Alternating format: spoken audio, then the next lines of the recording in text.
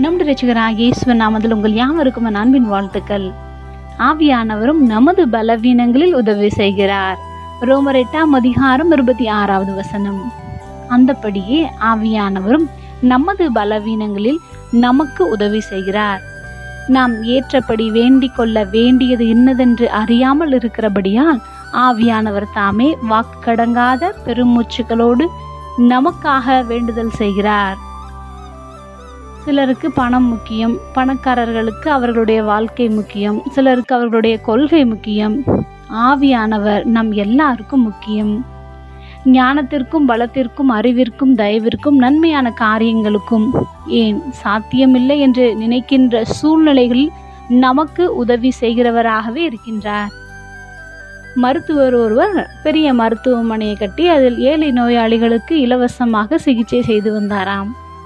ஒரு நாள் அவரது இளைய மகன் மரித்து விட்டார் என்ற செய்தி வந்தது. அவருடைய மனம் ஆழமாக பாதிக்கப்பட்டாலும் நிலை குலைந்து போனாலும் அவர் அரைகுறையாக அங்கு சிகிச்சை பெற வந்தவர்களை விட்டு செல்லாமல் எல்லாரையும் கவனித்து விட்டுதான் வீட்டிற்கு சென்றாராம். ஏன் அப்படி செய்தீர் என்று கேட்டபோது அவர் சொன்ன பதில், என் மகன் இறந்து விட்டான், அவனுக்கு என்னால் உதவ முடியாது, ஆனால் இங்கு இருப்பவர்களுக்கு என் உதவி அதிகமாய் தேவைப்படுகிறது என்றாராம்.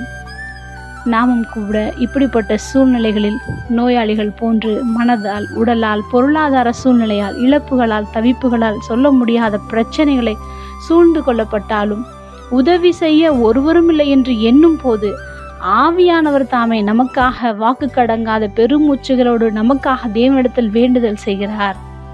நாமும் அவரோடு கூட இணைந்து அக்கினி பாஷையில் ஜெபிப்போம். ஜெபம். அன்பின் பரம தகப்பனே, எப்பொழுதும் எங்களோடு கூட இருக்கிறவரே, எங்களுடைய பலவீனங்களில் நீர் எங்களுக்கு உதவி செய்கிறதற்காக நன்றி செலுத்துகிறோம். இயேசுவின் நாமத்தில் பிதாவே, ஆமென்.